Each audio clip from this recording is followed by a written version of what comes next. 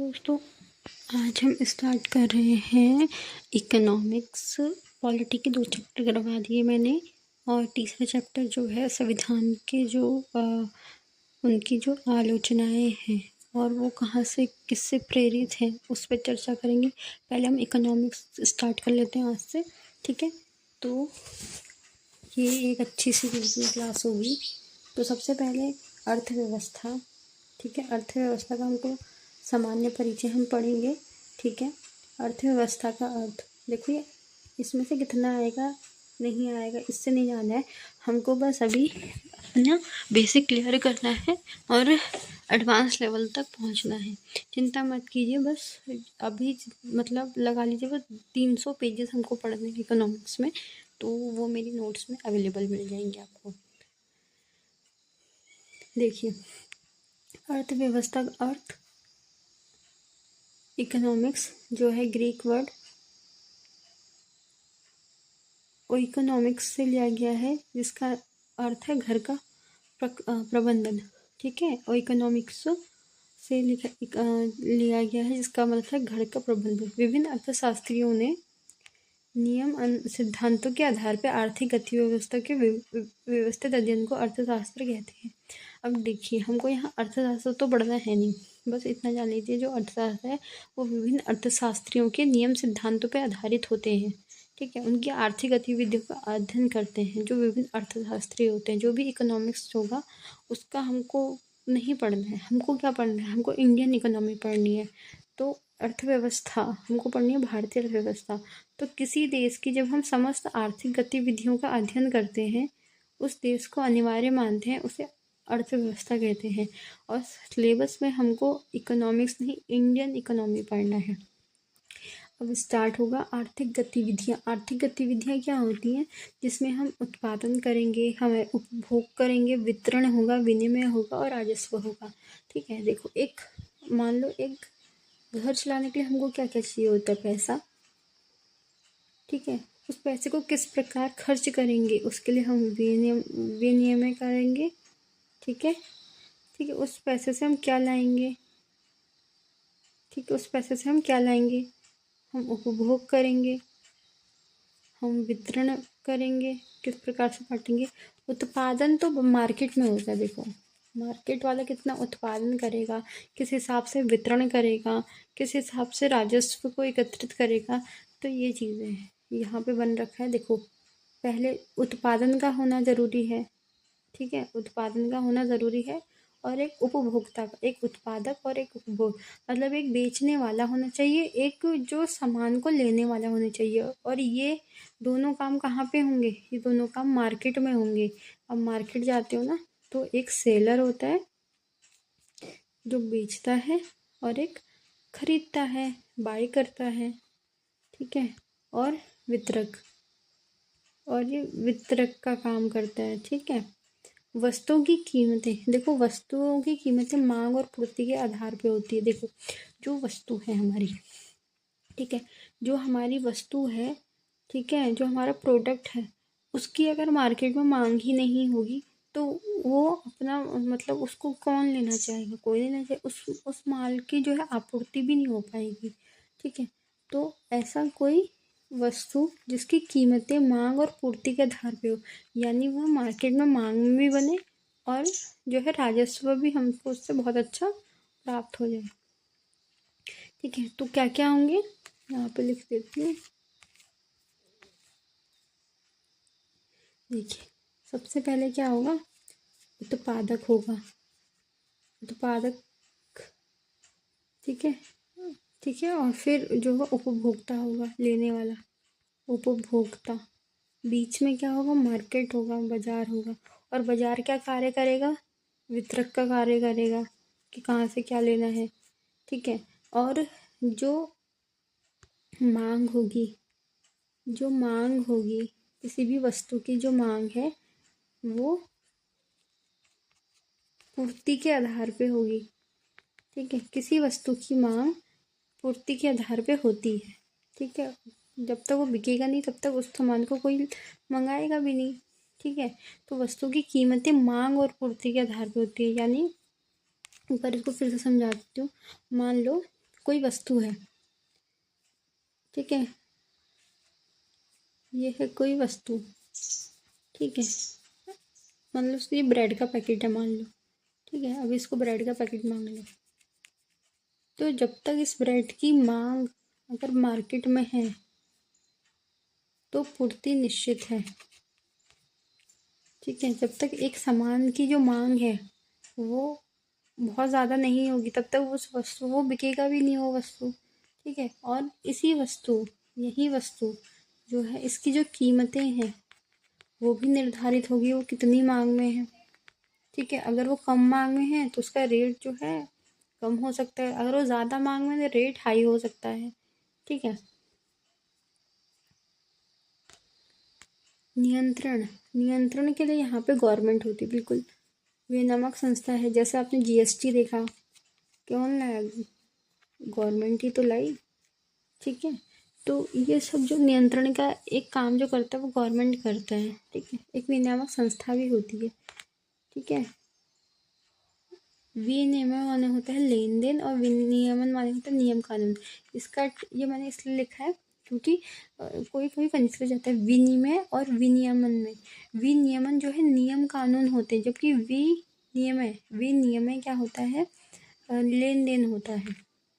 अब देखो अर्थव्यवस्था का विकास किस प्रकार हुआ, अर्थव्यवस्था का विकास बंद अर्थव्यवस्था है, वस्तु और विनिमय प्रकार, कृषि पे निर्भरता, मुद्रा नहीं मिलेगी, टेक्नोलॉजी भी नहीं होगी, कृषि अधिशेष, खाद्य सुरक्षा, जनसंख्या वृद्धि, अन्य वस्तुओं की मात्रा, कृषि क्रांति। देखो जो बंद अर्थव्यवस्था होती है ना वो लॉक होती है, मतलब ये कोई देश है यहाँ पे बंद अर्थव्यवस्था चल रही है, यानी कि जो बंद क्लोज इकोनॉमी है, यहाँ पे बंद व्यवस्था चल रही है। अब इस क्षेत्र में ना कोई बाहर से व्यापार कर सकता है ना यहाँ से कोई बाहर व्यापार कर सकता है, यहाँ पे जो भी चीज़ें होंगी वो मतलब जो बार्टर सिस्टम है उसी के आधार पे होती है, यहाँ पे कोई उत्तम तकनीकी भी नहीं है, ये सिर्फ कृषि पे ही निर्भर रहेंगे। जनसंख्या वृद्धि, खाद्य सुरक्षा, मतलब ये अपने पे ही सब निर्भर रहेंगे, बट इसका जो विकास है वो रुक जाएगा क्योंकि इनके पास ना टेक्नोलॉजी है ना इनके पास क्या बोलते हैं उद्योग धंधों का वहाँ पे विकास नहीं हो सकता, इसके केवल कृषि क्रांति ही यहाँ पे हो सकती है। इसका जो प्रभाव है, ठीक है, इसका प्रभाव क्या पड़ेगा बाद में, बिल्कुल कब तक रहेंगे भाई बंद इकोनॉमी में, तो नया व्यापार का वर्ग का एक उदय हो जाएगा, फिर वहाँ पे धीरे धीरे नई तकनीकी आएगी, प्रबंधन मैनेजमेंट होगा, पूंजी पैसा आएगा, मैनेजमेंट प्रबंधन पूंजी और न्यू टेक्नोलॉजी का यहाँ पे विकास होगा, वहाँ पे ज़रूर होगा जब वो उससे ऊब जाएगी, नया बाजार का विकास होगा, मुद्रा प्रणाली का विकास होगा, अर्थव्यवस्था खुली हो जाएगी, गांव से कस्बा, कस्बा से नगर, नगर से महानगर, ये नगरीकरण की तरफ बढ़ेगा और हो जाएगी औद्योगिक क्रांति, यहाँ पे न्यू टेक्नोलॉजी या पूंजी और नई टेक्नोलॉजी प्रबंधन, यहाँ पे नई तकनीक प्रबंधन पूंजी ये सब कुछ होगा, तो वहाँ पे क्लोज्ड इकोनॉमी जो है किसी ना किसी ऐसे चरम पे पहुँच जाएगा, मतलब मान लो यहाँ पे क्लोज्ड इकोनॉमी थी, इससे मान लो फिर जो है ये चरम पे पहुँची और अब औद्योगिक क्रांति हो गई, और औद्योगिक क्रांति से फिर हम कहाँ पहुँच गए, एक न्यू टेक्नोलॉजी मैनेजमेंट और राजस्व यानी पूंजी पे पहुँच गए, ठीक है, और लोग गांव से शहर, शहर से नगर, नगर से महानगर भी जाने लगे, अब नगरीकरण का विकास हो गया, मार्केट यहाँ पे बढ़ जाएगा, मुद्रा प्रणाली का विकास हो जाएगा, अर्थव्यवस्था खुल जाएगी, और आपूर्ति कैसे होगी, श्रमिक और कच्चा माल गाँव से शहर जाएगा, श्रमिक काम करेगा, कच्चा माल उगाएगा और गाँव से वो शहर जाएगा। इसका प्रभाव तीव्र औद्योगिकरण हो जाएगा, तीव्र शहरीकरण हो जाएगा, आधारभूत ढांचे का विकास होगा, गुणवत्तापूर्ण सस्ती वस्तुएं मिलेंगी, रोजगार में यहाँ पे वृद्धि होगी, ये तो नॉर्मल चीज़ें हैं, ठीक है, नॉर्मल चीज़ें हैं। प्रभाव क्या हो रहा है, तीव्र औद्योगिकरण, तीव्र शहरीकरण, यहाँ पे विकास होगा और आधारभूत ढांचे का विकास होगा, बेसिक स्ट्रक्चर का जो है डेवलपमेंट हो जाएगा, गुणवत्तापूर्ण वस्तुएं मिलेंगी और जो है रोजगार में वृद्धि हो जाएगी। सेवा क्षेत्र का विकास, सेवा क्षेत्र में हम क्या क्या देखते हैं, प्रबंधन होता है, श्रमिक होता है, तकनीशियन होता है, डॉक्टर, शिक्षक, वकील, इसमें उच्च तकनीकी नवाचार और अनुसंधान को ये बढ़ावा मिलता है। उच्च तकनीक को, नवाचार, इनोवेशन को और अनुसंधान को, रिसर्च को यहाँ बढ़ावा मिलेगा। प्रभाव, नए सेवा क्षेत्रों का विकास होगा, पर्यटन का विकास, टूरिज्म, होटल, बैंक, उच्च स्तरीय प्रबंधन, हॉस्पिटल। सामान्य तो एक अर्थव्यवस्था का विकास एग्रीकल्चर, उद्योग, सेवा में हो सकता है। ये क्वेश्चन है, भारतीय अर्थव्यवस्था में सीधे कृषि से सेवा क्षेत्र में अंतरीकरण होगी, कारण और प्रभाव बताएं। तो ये बहुत अच्छे नोट्स हैं बेसिक को जानने के लिए, ठीक है। ये अभी प्री से रिलेटेड तो नहीं है, पर हाँ मेन से रिलेटेड तो ज़रूर है, और हमको मेंस की भी तैयारी करनी है प्री के साथ साथ, ठीक है।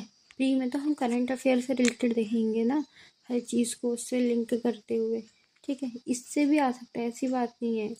पहले आते थे ऐसे क्वेश्चन, मतलब क्लोज इकोनॉमी, अब इतने सरल क्वेश्चन क्यों देंगे, लेकिन शुरू से पढ़ना है तो हमें, तभी तो हम प्री का भी एडवांस लेवल पढ़ पाएंगे, तो इसको पढ़ना ज़रूरी है। यह है अर्थव्यवस्था के प्रकार। एक तो है आर्थिक लेन देन के आधार पे, विकास के आधार पे, और अन्य प्रकार। आर्थिक लेन देन के आधार पे है बंद और खुली, क्लोज्ड और ओपन इकोनॉमी, आर्थिक लेन देन। विकास के आधार पे अल्प विकसित, विकासशील, विकसित। अन्य प्रकार है हरित, नीली, चक्रीय, समांतर, गिग अर्थव्यवस्था। फिर बंद में भी परंपरागत और आधुनिक आ जाता है, और खुली अर्थव्यवस्था में पूंजीवाद, समाजवाद मिश्रित आ जाता है। देखो यहाँ पे क्या आ रहा है, आर्थिक लेन देन के आधार पर हम बंद और खुली अर्थव्यवस्था में बांट लेते हैं। बंद भी परंपरागत, आधुनिक, और खुली में तो 3 है, पूंजीवादी, समाजवादी और मिश्रित। और फिर इसके बाद विकास के आधार पर अल्प विकसित, विकसित और विकसित। अन्य प्रकार है हरित, नीली, चक्रीय, समांतर, गिग इकोनॉमी पढ़ेंगे अभी, ठीक है। यहाँ देखो, जो उद्योग है, तकनीक है, बहुत अच्छी नहीं है यहाँ पे बंद इकोनॉमी में। वस्तु विनिमय भी यहाँ पे, मतलब वस्तु विनिमय के आधार पर मूलभूत आवश्यकताओं पे बल होता है। यहाँ पे बुनियादी ज़रूरतों को पूरा करना मकसद होता है बंद इकोनॉमी का। बहुत ज़्यादा आर्थिक विकास से बल नहीं देते हैं। परंपरागत अर्थव्यवस्था पूर्ण रूप से बंद हो जाती है, कृषि पे आधारित होती है। लेकिन आधुनिक बंद अवस्था करके अपने अनुसार जो है किसी वस्तु के निर्यात आयात पे प्रतिबंध लगा सकते, कोई वस्तु, कोई भी, मतलब हर एक वस्तु पर नहीं, किसी किसी वस्तु पे। तो आधुनिक बंद अवस्था क्या है, आर्थिक लेन देन होते हैं, आयात निर्यात सीमित होते हैं, मतलब सीमित कर देना, कम कर देना। विनिवेश, निवेश, दूसरी देश में प्रतिबंध लगाते, क्यों, उसकी जैसे टैरिफ कर लगाया अमेरिका ने, ठीक है, क्यों लगाया वो तो अब अलग पॉलिटिकल मुद्दा है। लेकिन जो टैरिफ है, टैरिफ का मकसद क्या है कि कोई वस्तु अगर वहाँ से बाहर से आती है तो यहाँ पे उसका टैक्स लगेगा, वो यहाँ पे और महंगी बिकेगी, तो उस ज़्यादा महंगी वस्तु को क्यों लेंगे। इसका उद्देश्य है कि अपने देश की जो वस्तुएं हैं उनको ऊपर उठाना, ठीक है। तो इसके देश की ज़रूरत व नीतियों के अनुसार 1991 से पहले Bharat, present Zimbabwe, north Korea में ये व्यवस्था थी। वर्तमान में कोई भी देश 100% खुली अर्थव्यवस्था नहीं है, क्योंकि उनको अपनी वस्तुओं को भी देखना है। जैसे इंडिया में क्या है, टॉय जो है, चाइना जो है सस्ते में बेचता है यहाँ पे, और जो टॉय फैक्ट्री है, टॉय का, खिलौनों का जो उद्योग है, वो भारत में नष्ट होता जा रहा है, क्योंकि यहाँ पे जो टॉय है वो महंगे बिक रहे हैं, और लोग क्या है, सस्ते पे जाएंगे, ज़्यादा सस्ते पे जाएंगे, ठीक है। सभी देश कम या ज़्यादा नियंत्रण कर रहे हैं इस नीति का। संरक्षणवादी अपनी इकोनॉमी, अपने लोगों की विदेशी प्रतिस्पर्धा से। संरक्षण का तरीका, मात्रात्मक प्रतिबंध, गुणात्मक टैरिफ। यहाँ थोड़ा छपानी देख लें, मात्रात्मक प्रतिबंध, गुणात्मक प्रतिबंध, टैरिफ कर, और ये देशों के नाम है कुछ। खुली अर्थव्यवस्था, भूमंडलीकरण को यहाँ बढ़ावा मिलता है, प्रतिस्पर्धा को यहाँ सस्ती और गुणवत्तापूर्ण वस्तुएं होती हैं, उपभोक्ता हितैषी होती हैं मुक्त अर्थव्यवस्था में, और नई तकनीकों को बढ़ावा मिलेगा। आर्थिक विकास यानी पूर्ण रूप से बिल्कुल ओपन हो जाएगा, हर चीज़ अच्छी अर्थव्यवस्था मिलेगी, जब विभिन्न देशों की भी आयात निर्यात पर कोई भी शुल्क, टैरिफ नहीं लगता। पूंजीवादी अर्थव्यवस्था, प्रवर्तक एडम स्मिथ। पूंजी की भूमिका, निजी क्षेत्र की भूमिका, उद्देश्य अधिकतम लाभ होता है, मतलब पूंजीवाद का अर्थव्यवस्था क्या है, अधिकतम लाभ कमाना, ठीक है। तो समाजवादी कार्ल मार्क्स, श्रम की भूमिका, सरकार की भूमिका, जन कल्याण की भावना होती है, समाज और मिश्रित दोनों का जो है मिश्रण होता है। अब देखो यहाँ पे ये मुक्त अर्थव्यवस्था है, खुली अर्थव्यवस्था है, और मुक्त मतलब कोई टैरिफ ही नहीं लगता है। अच्छा, यहाँ पे साफ तरीके से दिया गया है। फिर ये संरक्षण का तरीका, यूएई, इथोपिया, ब्राज़ील में, रशिया में, इंडिया में, चाइना में, ये सारी चीज़ें हैं। फिर पूंजीवादी, wealth of nation, Adam Smith ने लिखी थी। लाभ और सीमाएं हैं, ये सस्ती और गुणवत्तापूर्ण वस्तुएं, ठीक है। ये सस्ती और गुणवत्तापूर्ण वस्तुएं, धन और संपत्ति का संकेंद्रण है। लाभ और सीमाएं हैं, विविधीकृत वस्तुएं हैं यहाँ पे, ठीक है। क्रोनी पूंजीवाद क्या होता है? पूंजीवाद का बिगड़ा रूप, जिसमें जो सरकार होती है वो के लोग विशेष पूंजीपतियों के लिए नीतियों और विनियमन का निर्माण कर लेते हैं, ठीक है। तो ये इतनी जो है आप देख सकते हो, इतना मतलब बेसिक वाला है। अगर आपको इसकी पीडीएफ चाहिए, ठीक है, मैंने एक मतलब आधार बता सकती हूँ मैं आपको कि इसलिए यहाँ से शुरू करो मतलब, ठीक है। मैंने तो पढ़ लिया है, लेकिन मैं जितना समझाती हूँ उतना कोई मतलब व्यूज़ तो आते नहीं है। वैसे मुझे कोई लेना देना भी नहीं है, बस एक बंदा भी देखे तो बहुत है। लेकिन हाँ, अगर आपको ये नोट्स बाय करने हैं तो मैं 100 रुपीज़ में बाय करवा दूँगी, ठीक है। पूरी अर्थ इकोनॉमिक्स का जो मेरे पास है पूरा मटेरियल वो मैं दे दूँगी, ठीक है। मतलब एक यूनिट जो है मैं 100 रुपीज़ में दे दूँगी, ठीक है। फिर अगर 2 यूनिट चाहिए 200 रुपीज़ में, 3 यूनिट चाहिए सिलेबस के अकॉर्डिंग 300 रुपीज़ में, 400 चाहिए। और जो अगर पूरी जो इकोनॉमिक्स का जो मेरे नोट्स है वो चाहिए तो वो मैं पूरा दे दूँगी आपको 999 रुपीज़ में। पूरा जो है मेरे पास पूरा मटेरियल अच्छे से वो 999 रुपीज़ में मिल जाएगा। अगर कोई देख रहा है तो, किसी को चाहिए तो। ये मेरे अच्छे मतलब इकोनॉमिक्स के बहुत अच्छे नोट है, जिसमें आर्थिक समृद्धि भी मिल जाएगी आपको और सब कुछ, ठीक है। वैसे तो मैं आपको आधार देती रहूँगी, लेकिन अगर आपको वीडियो अच्छी लगी तो प्लीज़, ठीक है, क्योंकि अभी टाइम भी नहीं है, मेरे को भी पढ़ना है अदर सब्जेक्ट, क्योंकि मैंने तो इकोनॉमिक्स पढ़ ली है, ठीक है। तो फिर अदर सब्जेक्ट भी पढ़ने होते हैं,